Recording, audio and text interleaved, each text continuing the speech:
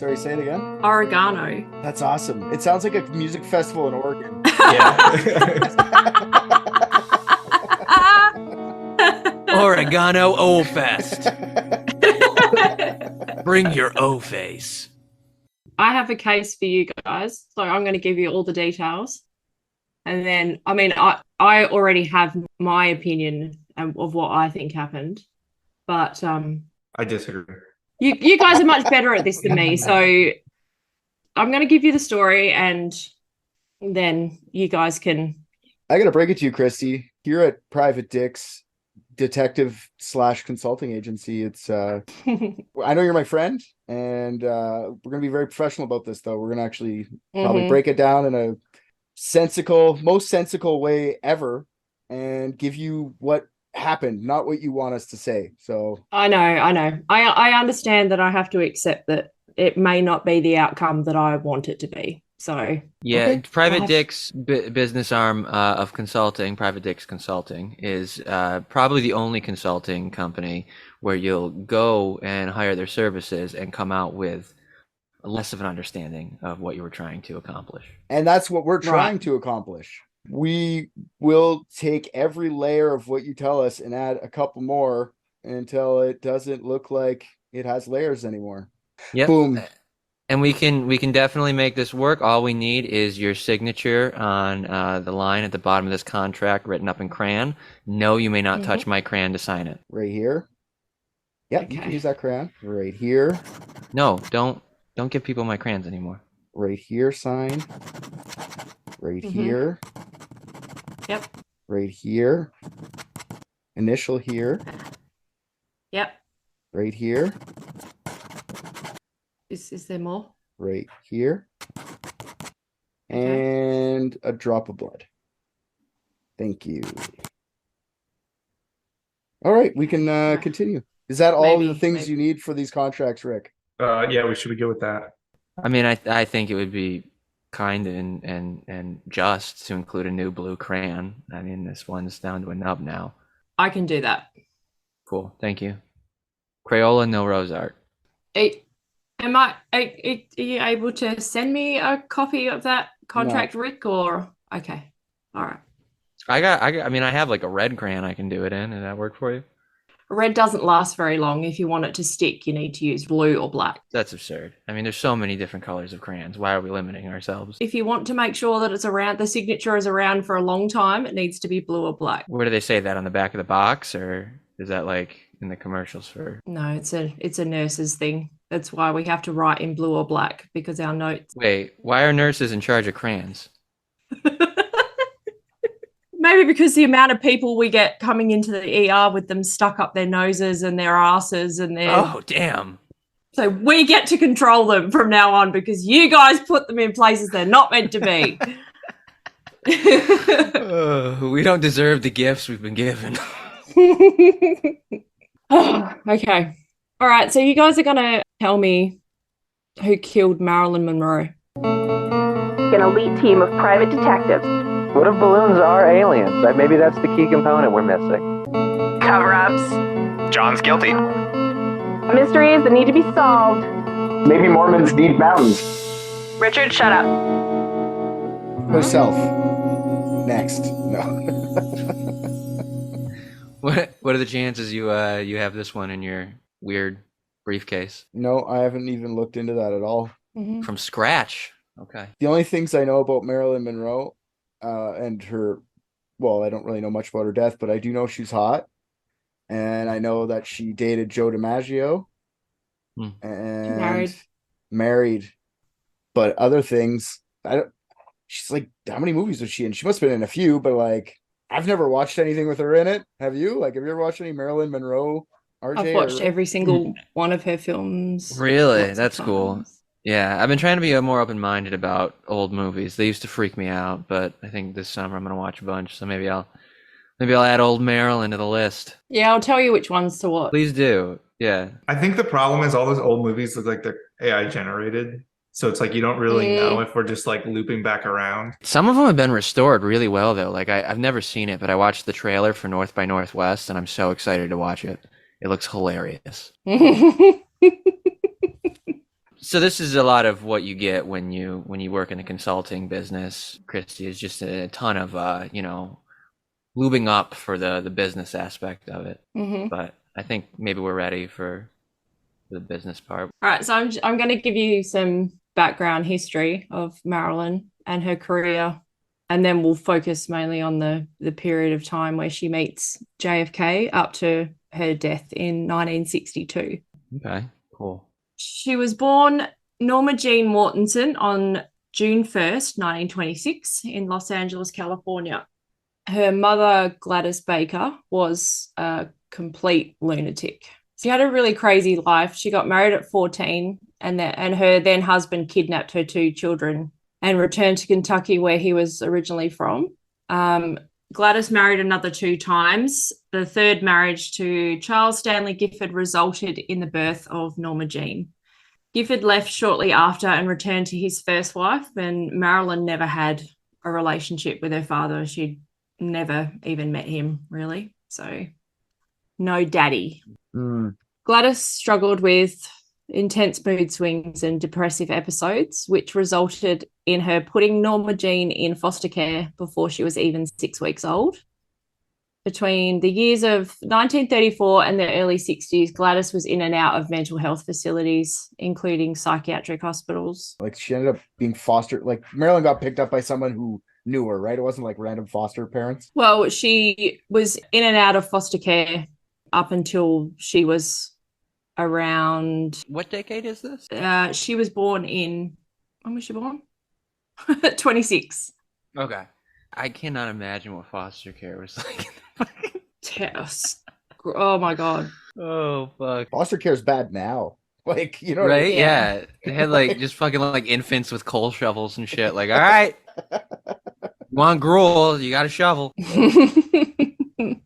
So obviously, Gladys was eventually diagnosed as a paranoid schizophrenic, and Norma Jean spent little bits of time with her mum throughout her life, but it was always few and far between.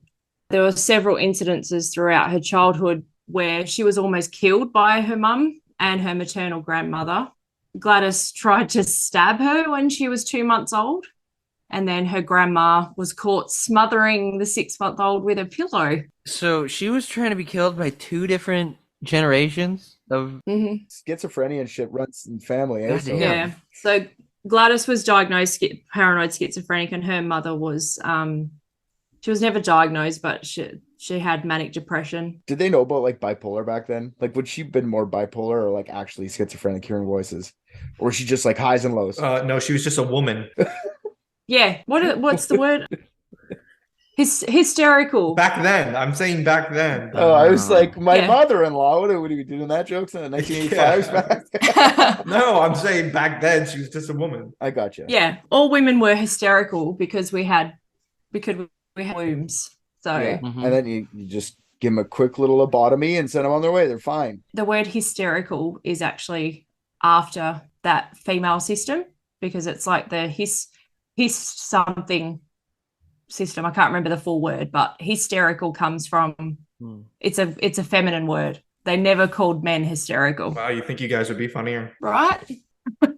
I saw Richard trying to hold that one in.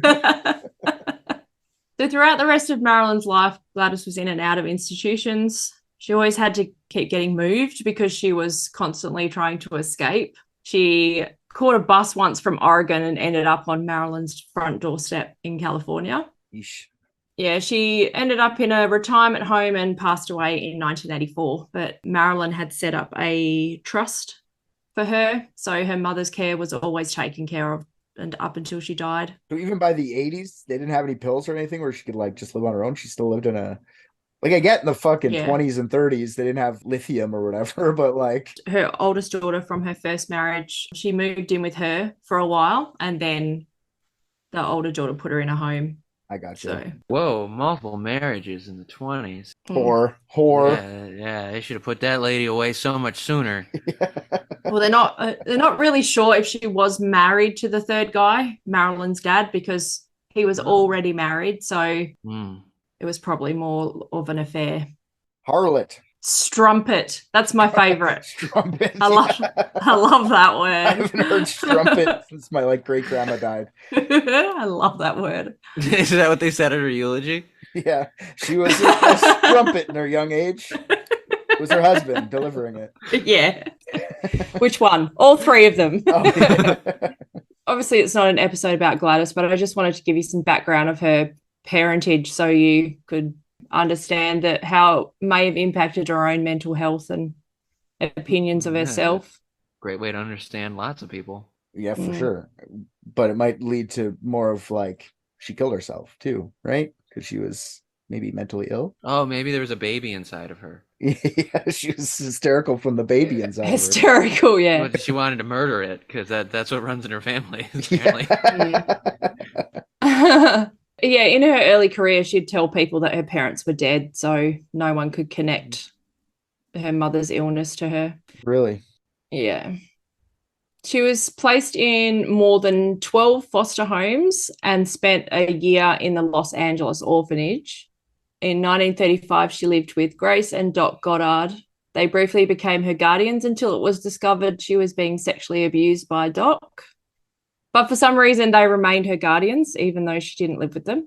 It's so obvious, though. Like, you're going to live with the doctor. Doc's going to look at your body. This is all because I'm a doctor. I don't even think he was a doctor. I think it was just a nickname. That's exactly what I'm saying. He was like, come sit on the doctor's lap. Doctor's going to give you an exam. Just call me Doc. Yuck. So in 1942, when she was 16, the company that Doc worked for was transferring him out of state, and California child protection laws prevented them from taking her with them.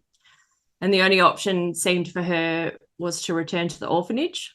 But to avoid this from happening, she decided to marry her neighbour's son, 21-year-old Jim Doherty.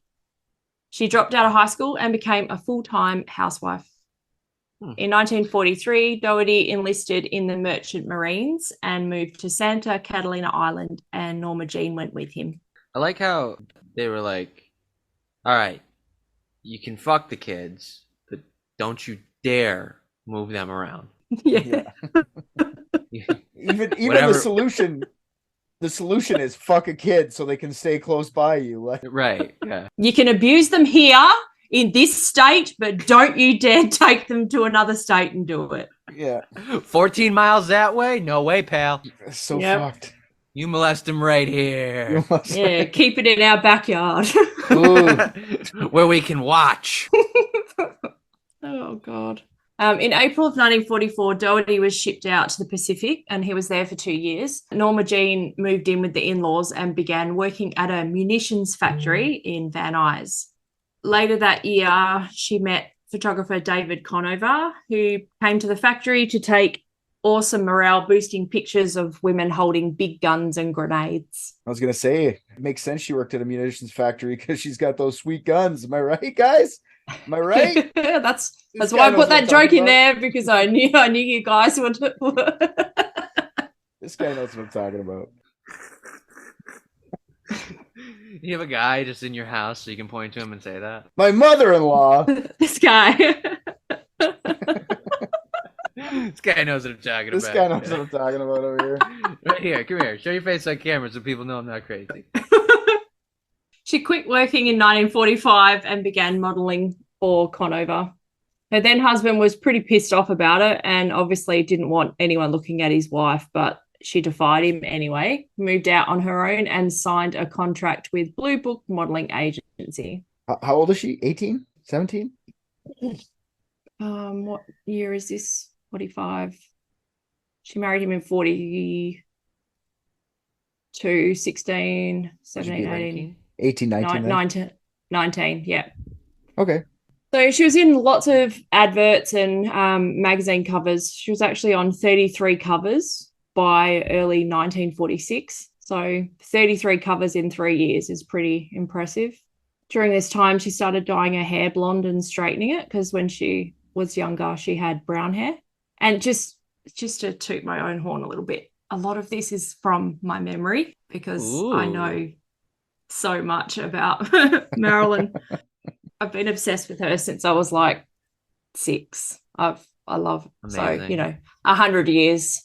Give or take. No, Richard's older than you are. Let's not play that game. Well, not according to him and Bo. I'm like, I know every time Richard does a story from the 1800s, I'm always in it. So No, fuck that. Look at that face. That's a 31-year-old face you got, Kristy. Richard's oh, up here. I love you so much. He's got a 47-year-old face, 48-year-old sensibilities, 52-year-old fucking, I don't know, dick.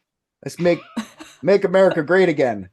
Yeah. And a 6-year-old's brain. Yeah. Pee-pee. A 6-year-old whose mom tried to drown them, but it didn't take, but they didn't come back out right. Caca. She had a screen test for 20th Century August of 46, and they gave her a 6-month contract in the name of Marilyn Monroe. She divorced Jim in September because obviously he suffered from little man syndrome and opposed every aspect of her career. Later, Marilyn said that she was literally dying of boredom during her marriage to him. So sounds like a really interesting guy. Well, when you get stuck to just being the housewife, of course that's shitty. Like maybe that was normal back then, but she wanted more. You could tell, get bored just fucking making cakes and shit like that. Fuck that noise. I know. I mean, how many cookies can you actually fucking make? For sure. Serious.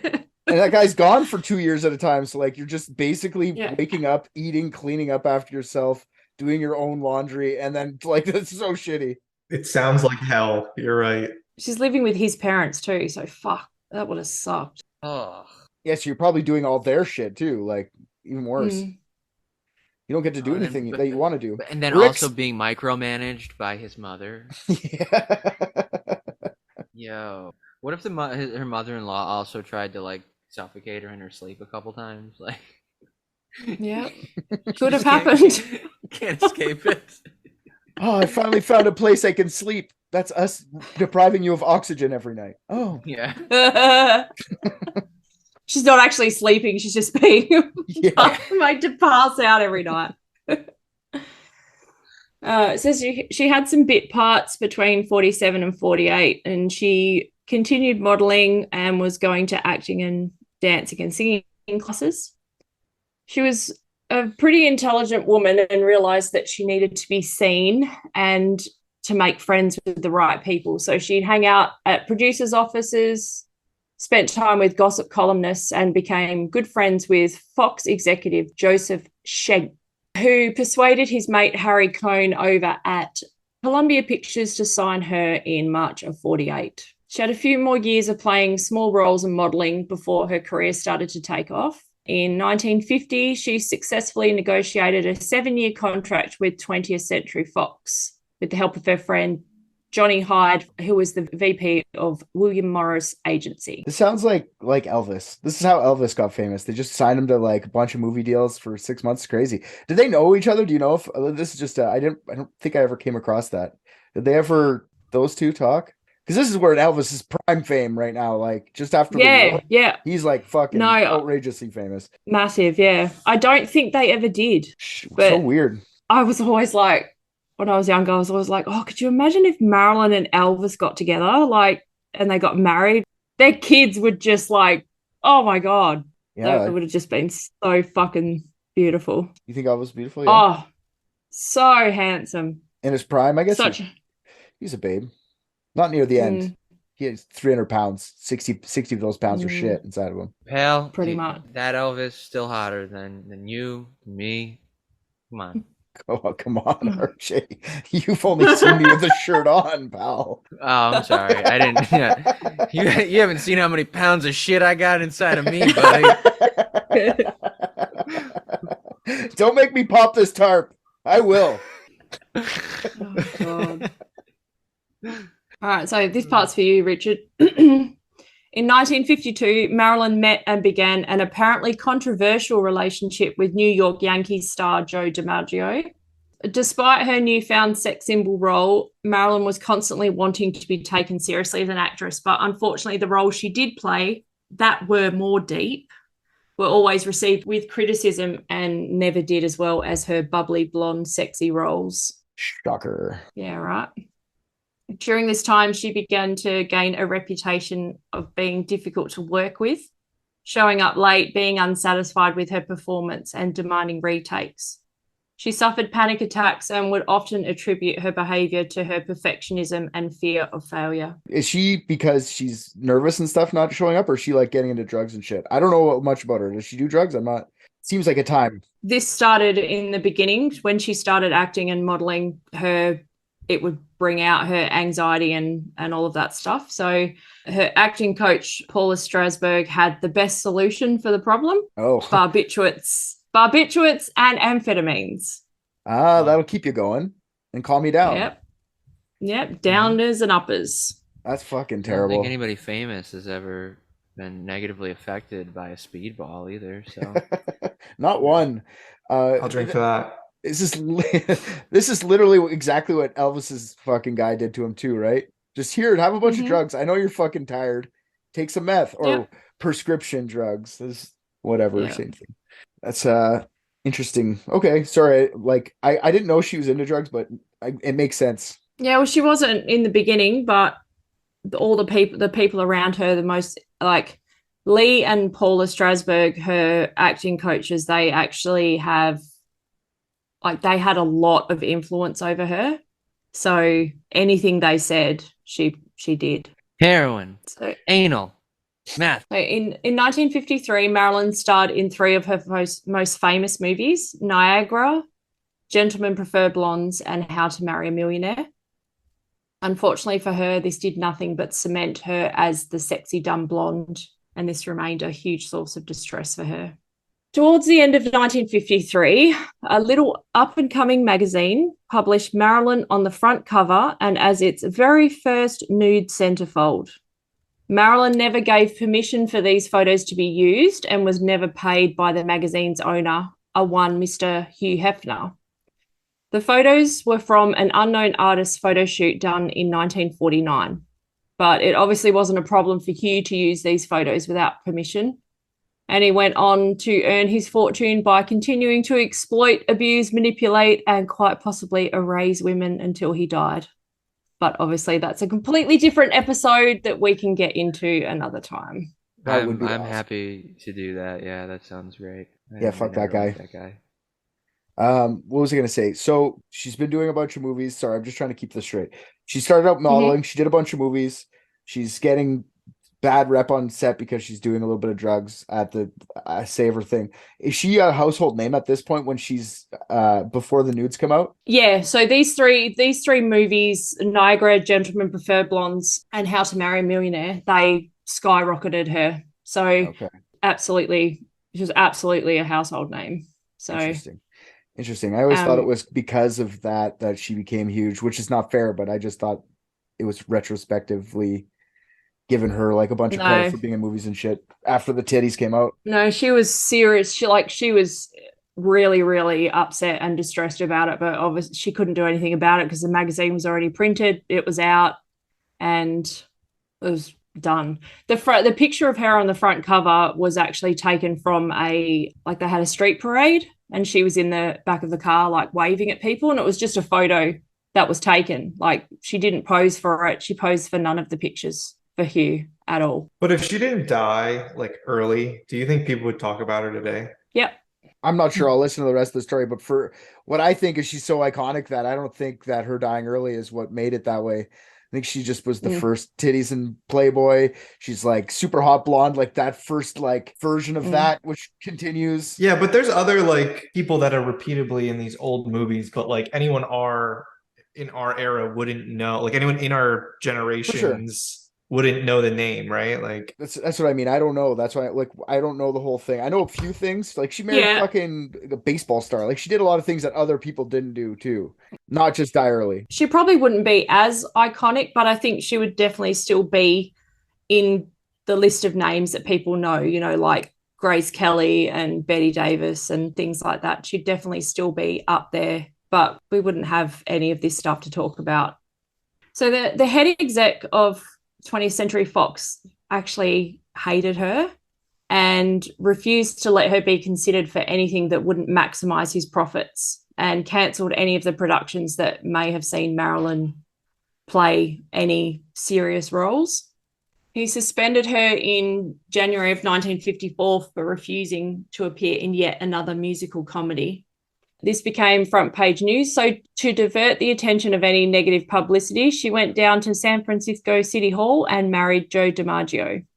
2 weeks later, they flew to Japan and then Korea, where Marilyn performed for over 60,000 Marines over a 4-day period. When that happens, because now I just know her as like an actress, do they just give you like a script or something? You just go perform for them, or does she like sing and shit? No, she was singing and all that sort of stuff.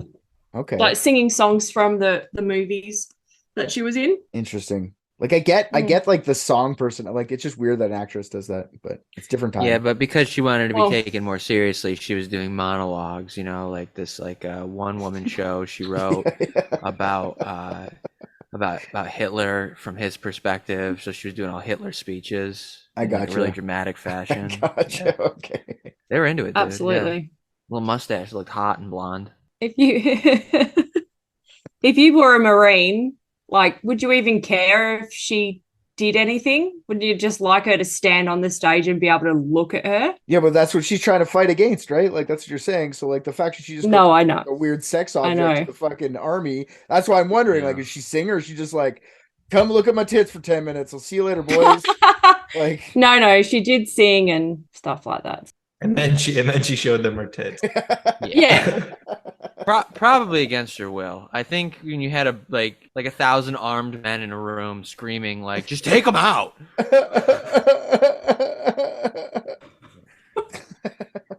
She did a really tasteful burlesque performance. There you go. PP. When she returned to the US, they were obviously more in love with her, and Fox had no choice but to offer her a new contract, a bonus of $100,000, and the lead role in the new movie, The 7-Year Itch, which is where we all know the iconic white dress scene comes from. You know that scene where she's standing over the subway and the dress. Yeah. So yeah, that's crazy, dude. Even subways were perverted back then. Right.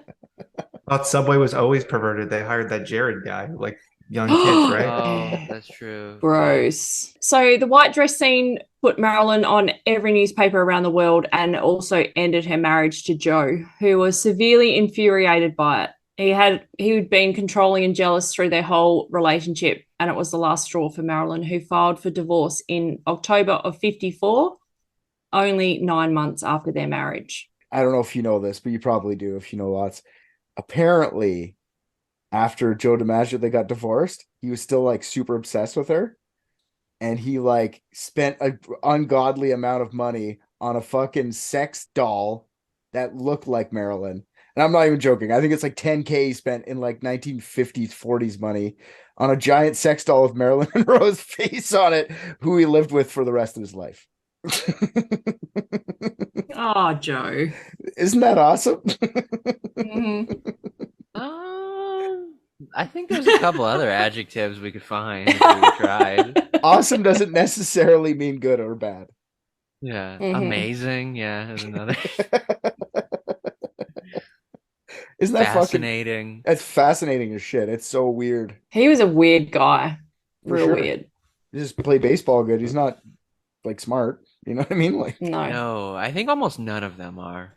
That's how it works. Babe Ruth like killed his wife. Like, you know what I mean? Burned her down. I did not know that. Yeah, he was trying to get a divorce. This is kind of a sidetrack. Sorry. He's trying to get a divorce from his wife because he moved to a different town to play baseball, but she stayed where he was. And he fell in love with like this supermodel chick, and he wanted a divorce. And she's like, not without $100,000. And he's like, I'm not giving you any money. And then a month later, she dies in a house fire in his fucking house. Like, yeah, he burnt down the fucking house. And then he married a month later after her death. He marries that chick, stays with her for the rest of his life. Yeah, Babe Ruth's not a good guy. He fucking definitely murdered his wife. Holy shit. But he makes some good fucking candy. Those are my favorite.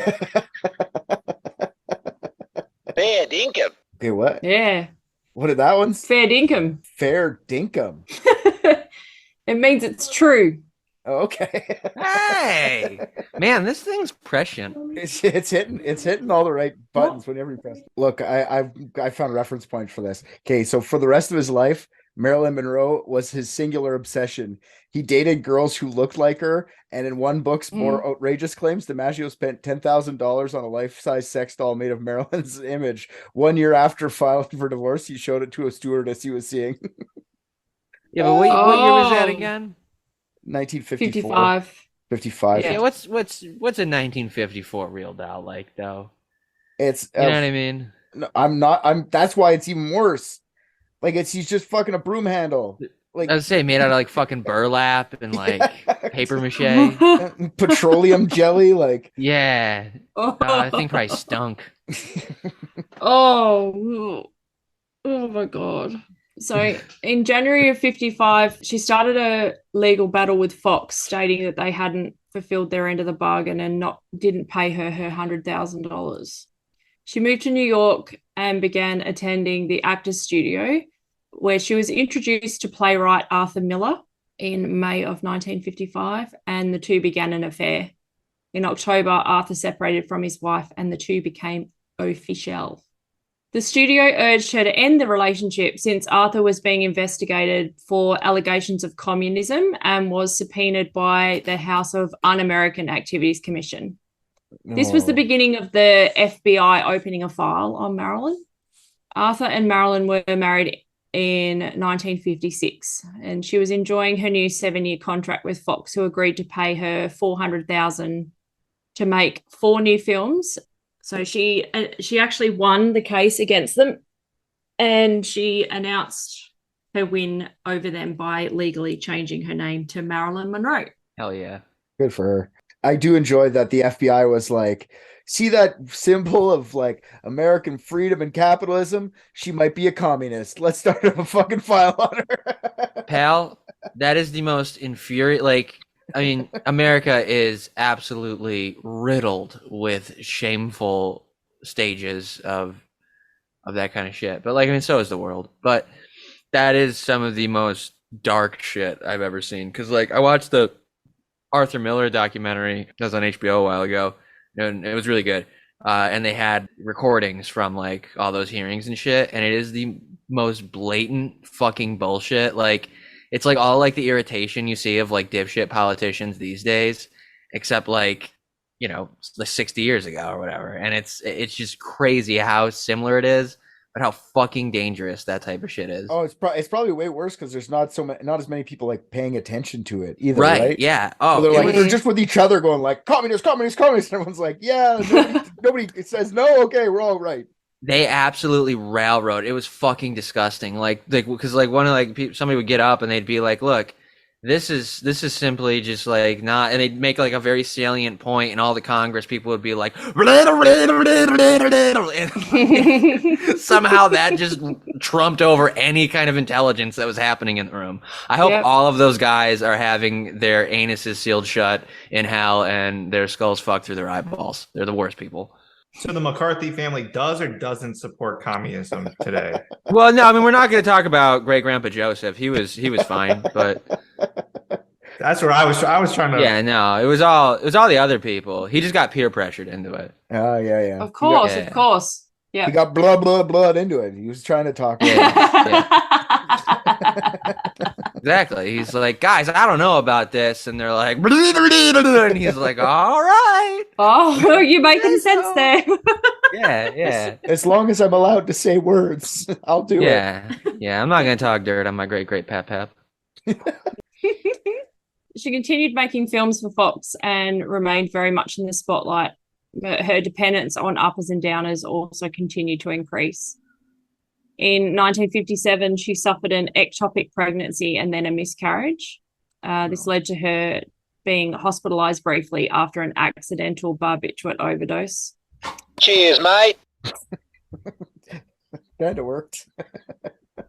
She continued on this path over the next 5 years, making films including The Misfits with Clark Gable. As with her previous marriages, her relationship with Arthur fizzled out and they eventually divorced at the end of 1960. Marilyn was often sick and took numerous long stints away from filming, costing the studio a lot of money. Her drug addiction was also becoming increasingly uncontrollable after she had her gallbladder out in 1961. She sometimes had to have her makeup applied while she was passed out under the influence of barbiturates. During this time, she was supported by her ex-husband, Joe DiMaggio, and she had a very quick romance with Frank Sinatra. Here, Marilyn, come with Marilyn the Magnificent, that's what he called the doll. Marilyn the Magnificent, and she'll hold you up. Just sit beside Marilyn the Magnificent. See, but like, I think maybe more interesting if that was just like a spiteful thing. Like, if I'm gonna pay for you, I'm still gonna have you. Oh, gross. Yeah. Also, Frank Sinatra's gross. yeah, ew. After wrapping the Misfits, Marilyn moved back to California permanently and purchased a house in Brentwood in January of 1962.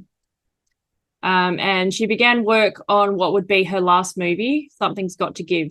Most of the time, Marilyn was too sick to work, once again causing a lot of stress for the studio and the crew of the film. That's interesting that it's called Something's Gotta Give. Mm-hmm.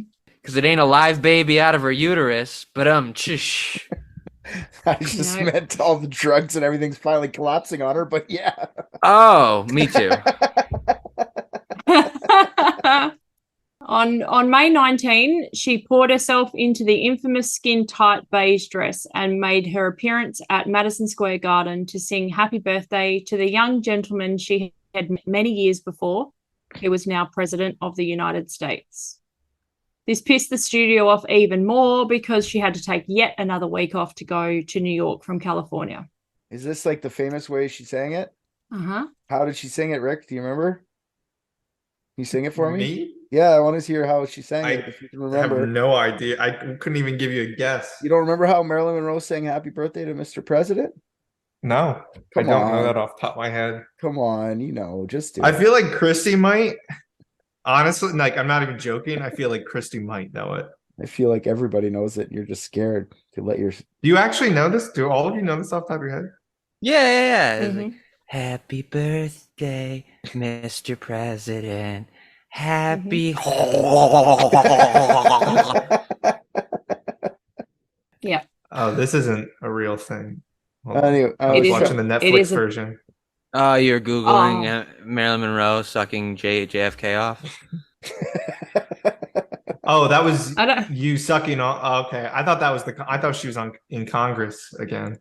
Oh, yeah. No. Yeah, that was her testimony. That was actually what got through to them. They're like, wow, she really speaks to us. Like, Yeah. All right, there's a lot of fucking lead into this song. I really just wanted you to sing it. That was like my setup to try and get you to sing sultry. I'm sorry, I don't even know if I've ever heard this before. I've definitely gotten you to say poetry on the episodes before. what kind of media did you consume when you were a child? Whatever my mom let me play Yeah. at homeschool. You mean like television, music? Like what are you talking about? Like Yeah.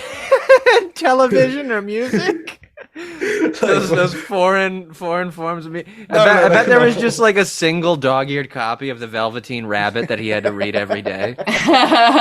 Something creepy. Do you remember those little hit clip things? I had at least like 35 of those hanging Hit off. clips? Yeah. They were all different segments of the Velveteen Rabbit and a hit clip. Got it. I was listening to at least 15-second segments. I was crushing chaps of the Velveteen Rabbit, baby. Crikey! Crikey. Happy birthday, Mr. President. Happy birthday to you. Is that it? That's the whole thing? Yep, that's That was it. fucking terrible. After she did that, JFK was like, I can retire from politics now because I've been sung happy birthday by the most beautiful woman in the world. Cheers, mate.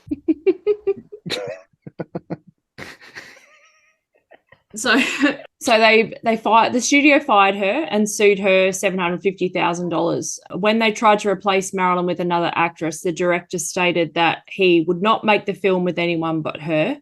So they went crawling back to her, gave her the role back, another bonus, and a starring role into other upcoming productions. Obviously, she didn't do them. Marilyn died at her home on August 4, 1962. According to the toxicology report, She had 8 milligrams of chloral hydrate and 4.5 milligrams of pentobarbital in her blood and 13 milligrams of pentobarbital in her liver. There were empty medicine bottles found in her room, and the possibility of accidental overdose was ruled out due to the amount found in her system being 4 times the lethal limit. The world's most famous sex symbol was labelled a drug addict and a mental case that took her own life. And I will never believe that's true.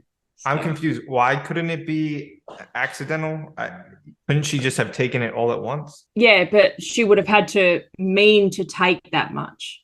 Because she'd been taking it for such a long time, she knew how much to take to get her to where she wanted to be. Maybe she just really wanted to, go high that night. Or down, whichever ones it was. I don't know. Downers. But yeah, maybe she was just having a bad day that day. And just took a little bit more, not thinking that it was going to kill her because she felt indestructible. It's like the whole. Or she took some and was like, oh shit, I forgot to take some, and then took some more, and then just kept doing that because she just kept forgetting.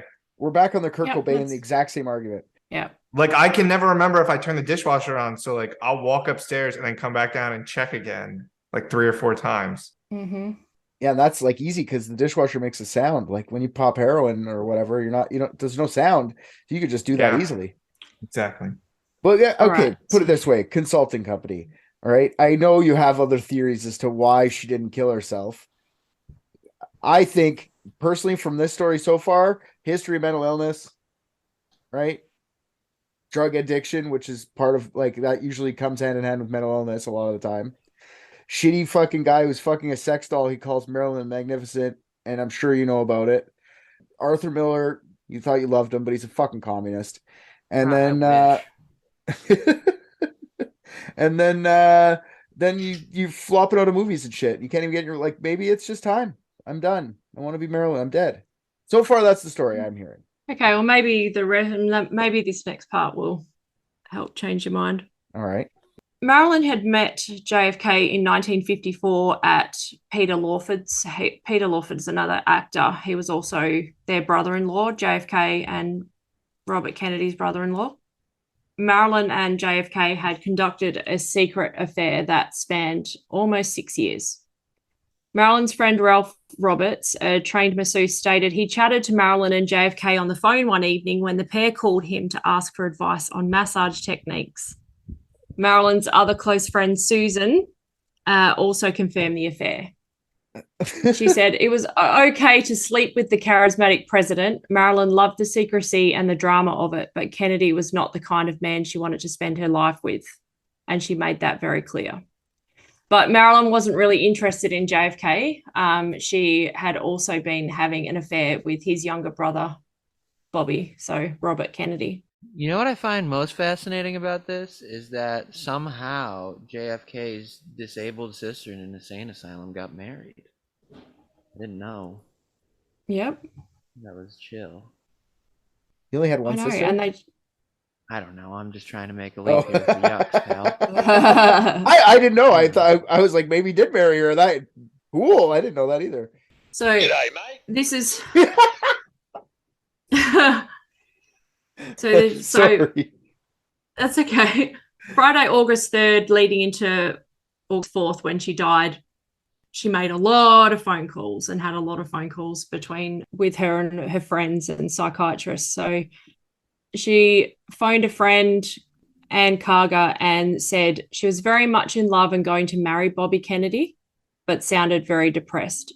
Later the same day, another one of her friends, I won't bother saying all their names, it's too many, stated she was trying to reach Robert in Washington, but she couldn't get hold of him. Press reports and FBI documents show that Kennedy flew into California that day, and Marilyn was trying constantly to get hold of Kennedy at the hotel, but he never returned any of the messages.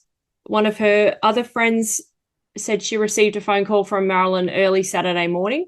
She said some woman had been calling her all night, harassing her and calling her names. The voice sounded familiar, but she couldn't put a name to it. The anonymous caller kept saying, "Leave Bobby alone, you tramp." So, you strumpet.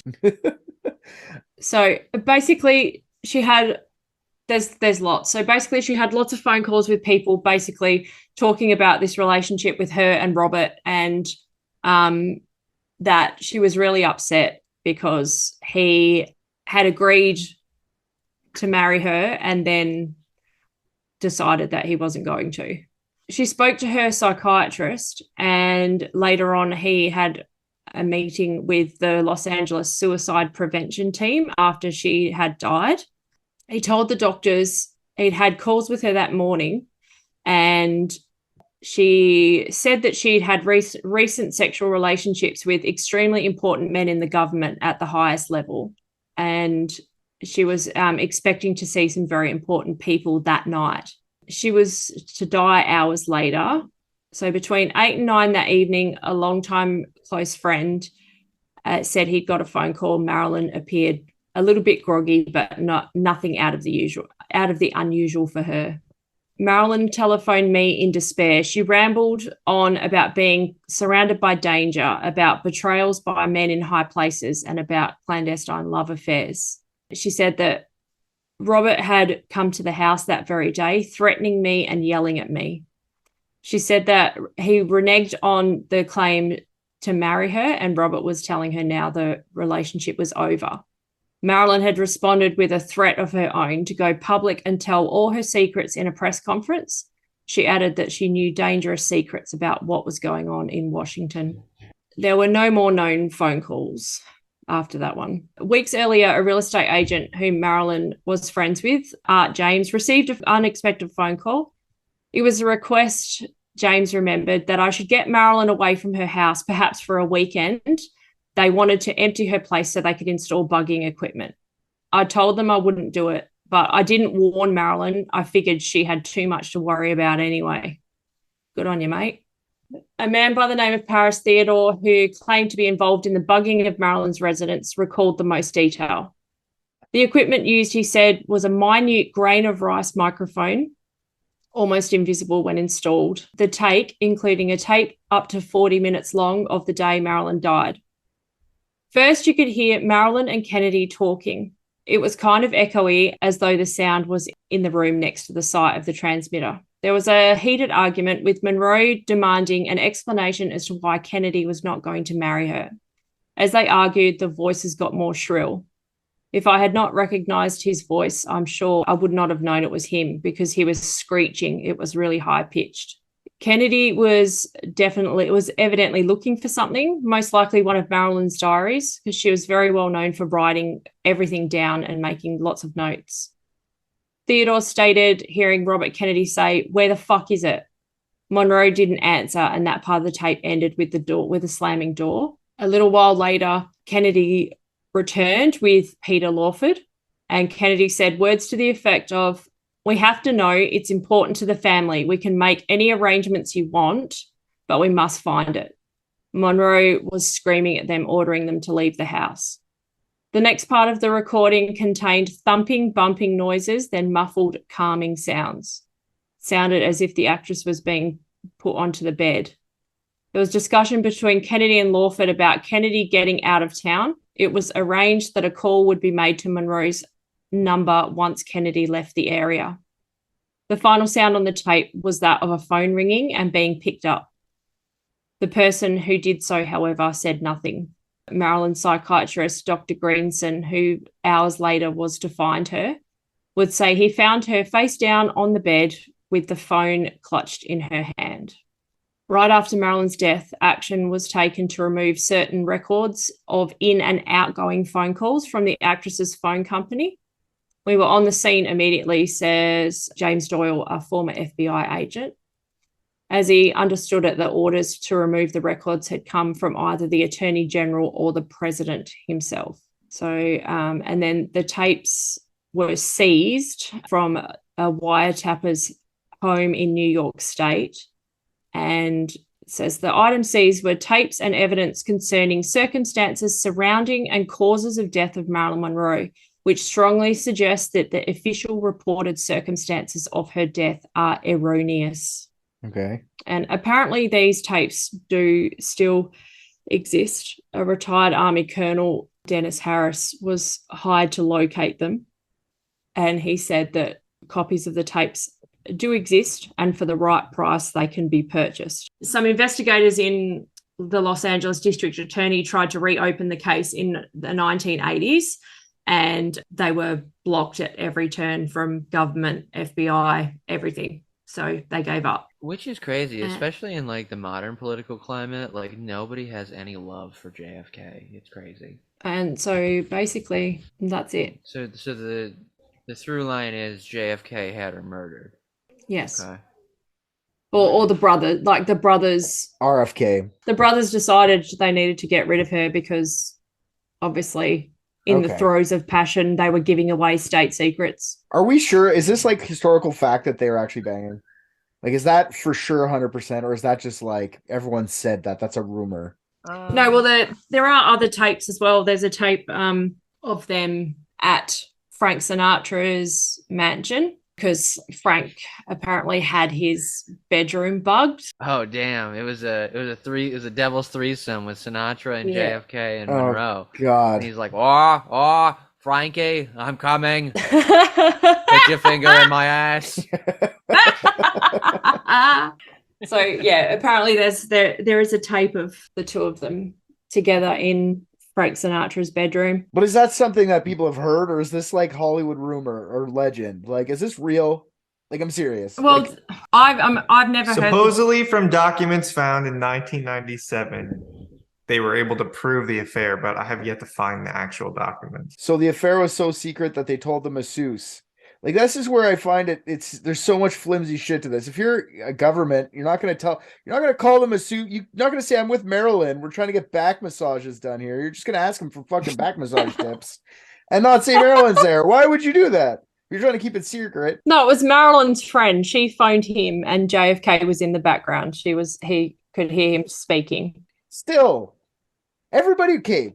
She's such a cultural icon that people don't want to accept the fact that she might have just killed herself. So especially her friends, stuff like that are gonna be like, no, she definitely got murdered. You know, like I No, that's boring. I'm a Christian. Where there's smoke, there's fire. Like you can't. Exactly. You know what creates a lot of heat?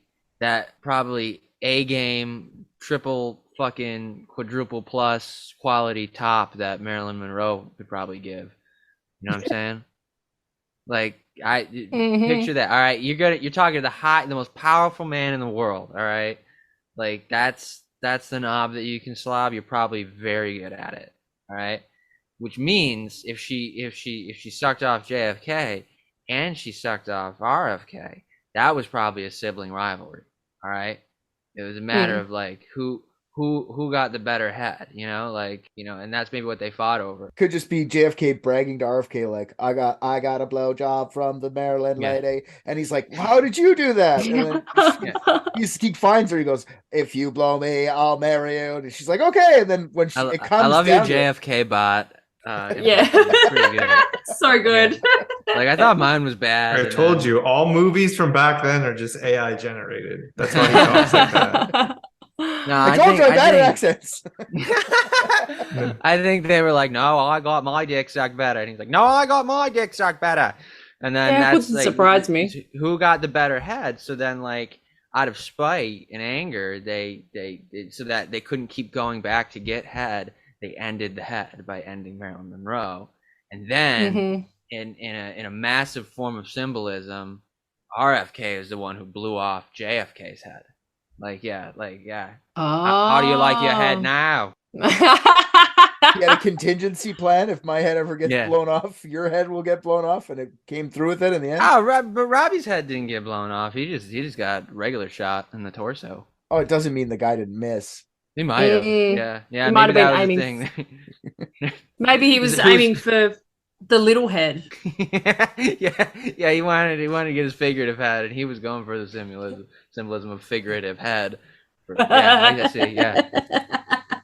I think this knits together very well. So JFK killed her because what's the point? Because she knows secrets. What's the secret? No, because he didn't want her sucking his brother's dick again. He wanted to have the best head. That's right. Not directly, but I'm gonna say J. Edgar Hoover killed her. For and JFK. Man, she didn't and suck J. Edgar Hoover's dick. Come on. I'm not saying that she did. I'm just saying that dude's nasty. Absolutely every political death between 1935 and 1972, J. Edgar Hoover was a part of. They both sucked off JFK. Maybe he was because he was so gross. He was jealous. He wasn't getting any head. He wasn't sucking JFK's dick. That's true. He was jealous of her dress. He was jealous of the dress she wore to sing Happy Birthday. He's like, "Fuck you, bitch! You can't look better than me." Oh man. Okay, well, seriously though, can I ask that question? Like, what's the secret they thought she knew? Does anybody know? Oh, pal, you can ask seriously, but you're not getting. I mean, what secrets did the Kennedy family have? Yeah, what are they so scared of? I don't think it's specifically with the Kennedys. I think there was just so much hysteria during the time with communism and the Cold War. I would not be shocked if Marilyn Monroe had relations with like Nikita Khrushchev, you know? What did they consider him? President, PM, whatever he was at the time, leader of USSR coming over. Who knows? You know, she could have known shit from just about anyone. She could have got killed by JFK. She could have got killed by the Russians. She could have got killed by, you know, J. Edgar Hoover himself, or directed. You know, who any of them could have, and I would not be shocked. That's crazy. That head game got her in so much trouble. Yeah. But you don't think? Okay, I know I'm doing this fruitlessly, but I'm trying. You have to be devil's advocate. It's your job, Richard. But the rest of the day, like the rest of all that last day of hers, sounds like she's having a low span of her like bipolar to me. Like it sounds like she's going crazy from bipolar. And she's she definitely could have. Doesn't sound like she got killed. It sounds like she killed herself. What indicates that she was bipolar? Her parent, like everything was schizophrenia back then. Nothing. I'm serious when I say that. Like there was no real diagnosis for bipolar. Everyone who had any type of mental illness they didn't really understand was schizophrenic. Yeah. So she sounds more with that too. Her mom sounds more bipolar by the description. She sounds more bipolar by the description. It doesn't sound like schizophrenia. Schizophrenia, hearing voices. That doesn't explain like the supposed obsession and information around this diary that may or may not have existed. So like if she just kills herself, why is like if I'm the president and she just gave me the best head of my life and then she kills herself, it's like I'm gonna be the last one getting that head, right? I'm not asking about no diary. I'm getting up and I'm walking out, right? We're doing Secret Service rollout and we're headed on back home. But it just doesn't make sense that there's so much obsession around like the follow-on. You know what I mean? Like that's what's weird. This could be par on course the exact same thing as the eels. There were never any eels, but yet people keep bringing up eels. I don't know why eels. Well, first off, if you don't think that there are eels, educate yourself. And if we really wanted to know about the eels, we would ask about it over and over again until the person who knows about the eels eventually told us. All right, and it's the same thing here. It's the same thing here. JFK came along and said, "I know you have a diary. Give it to me," and you know she ended up getting a fistful of pills. Cheers, mate. Or there was never a goddamn diary, and it's all to make everyone feel better that Marilyn killed herself. She wrote everything. Maybe, but a diary is such a weird thing. They could have said she had anything on them. She could have said like, I don't know. She made some thing up about nukes, right? Like she knew where nukes were, and then they would have had probable cause back then to fucking kill her. Like. Political assassinations weren't outlawed in the United States until like 1976. So they could have killed her and been like, she knew where the nukes were. And everyone would have been like, fucking commie. So it was like this weird, like cover up killing information thing. It smells more of espionage than anything like outright political. Man, I kind of wish I would have got a blowy from her though. Me too. On Time Machine list, where is that? Like top 5, top 10? Time Machine? I am gonna get fucking beat the shit up if I go back and she's coming here. I'm not going back there. I'm dead. Yeah, Richard shows up with his hat and his beard, and he's like, "Hey, you want to suck my dick?" What is that? Yeah, I'll go back to like 1955 and bring her and Elvis back here. They're probably in space with Elvis right now. Have little Elvis babies. Breed them in a cage. Yeah, fuck yeah. But would you feel like shit if you brought them back and then they both just ended up overdosing Together. anyway? And you were like, wait. So maybe it wasn't supposed to happen, but you never would know because you already went back and changed it. But because you brought them together, it definitely would happen. Oh yeah, that's true. I That's would like feel a bad. weird. Yeah. It's a Will they? Twilight Won't they Zone. situation? Huh? Yeah, I would feel It's bad. kind of like those old movies that you like, though. Kristy's got him in the breeding cage, and she shows up, and then they're just both dead, surrounded by pills and feces, and she's just like, You'll be right, mate.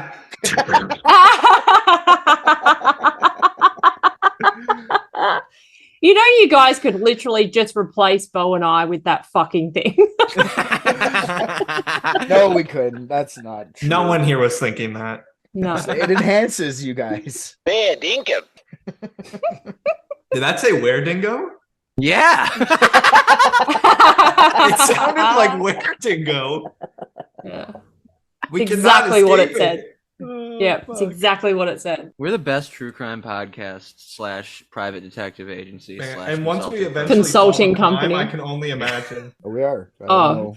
That sounded sarcastic, and I don't know why, but I'm down with that statement 100%.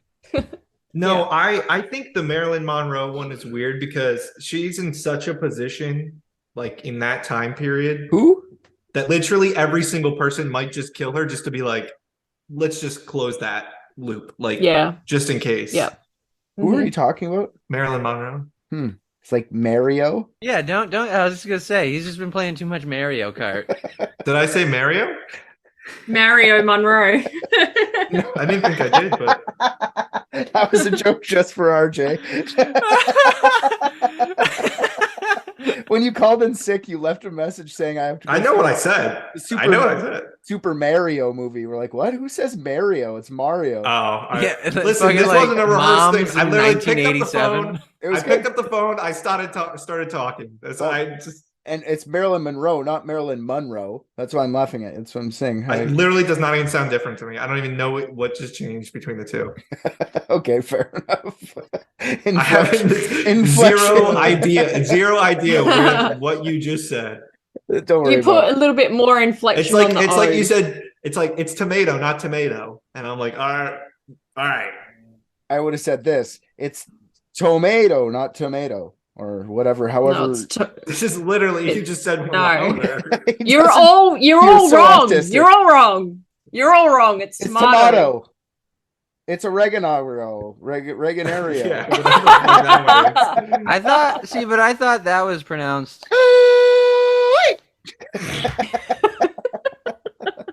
I didn't hear that one before. That was pretty well timed. So you That's guys all- are both on the assassination side of things. Like you think she was assassinated? You two? Oh, I boys? definitely think it's assassination. Yeah, dude. I mean, you don't blow a president and And not survive. have yourself. Yeah, like you're either physically assassinated or character assassinated, i.e., see Monica Lewinsky. Ooh. She's like doing good for herself. She made Yeah, a career now. of sucking a president's dick. Like 30 years later. She makes handbags. she's famous. She's famous from sucking a guy's dick. Well, the reason I wanted to bring this story to you is because it was her birthday on June 1st. She would have been Oh, 97. Damn. Still. Yeah.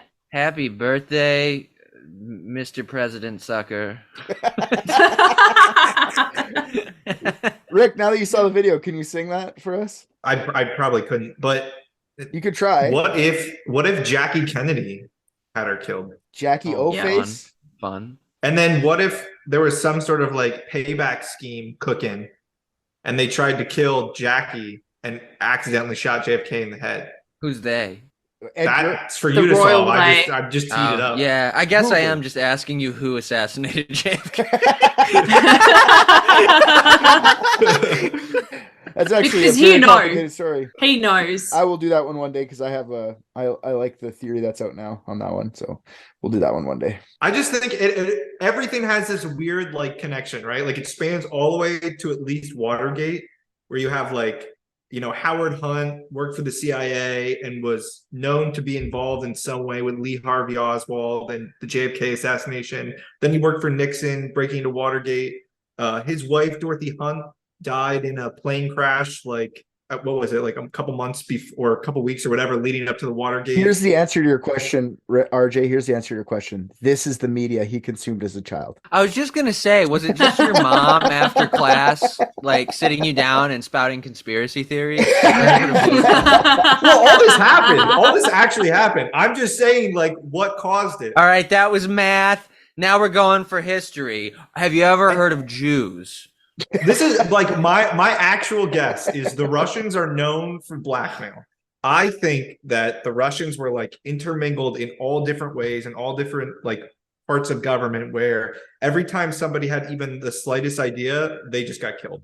So if somebody thought like JFK was working for the Russians, fuck it, kill him, new president, put him up. Somebody thought Marilyn Monroe was like blackmailing JFK, fuck it, killer, next one. Like literally just boom, boom, boom, boom, boom until we got a free country. And then eventually Gerald Ford was like, all right, we got to stop fucking killing people now. So like, let's end this.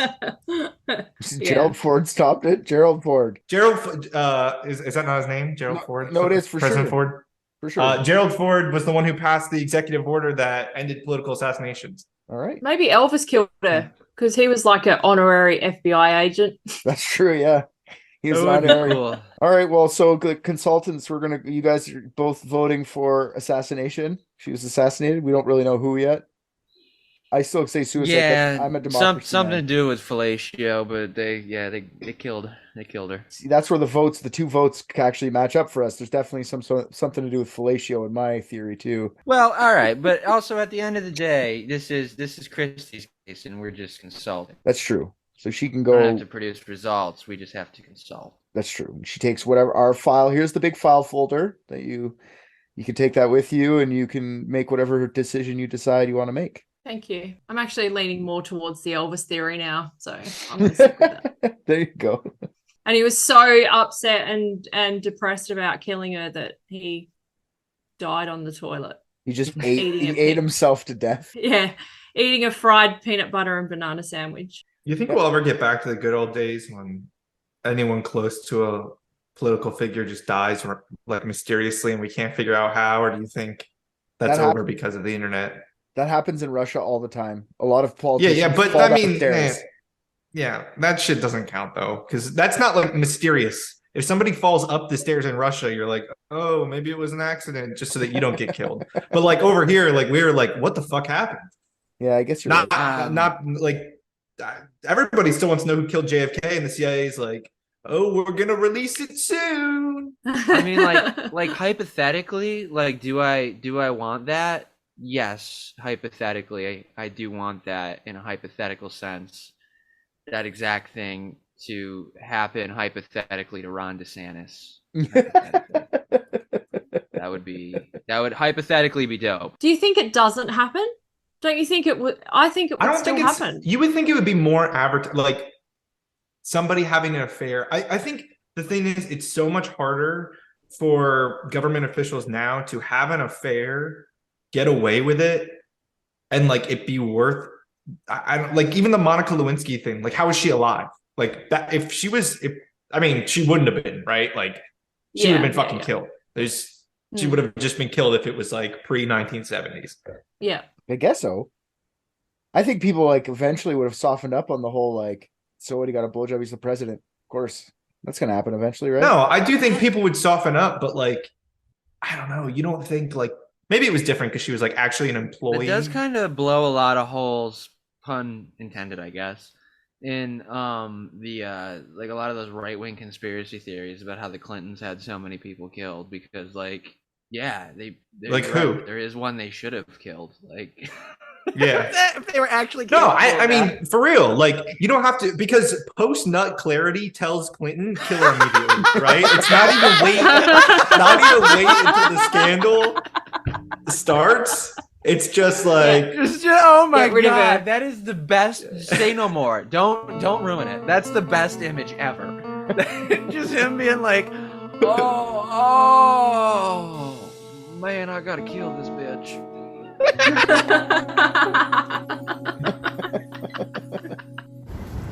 I just watched Private Dicks and I think RJ's the funniest. What? Come on.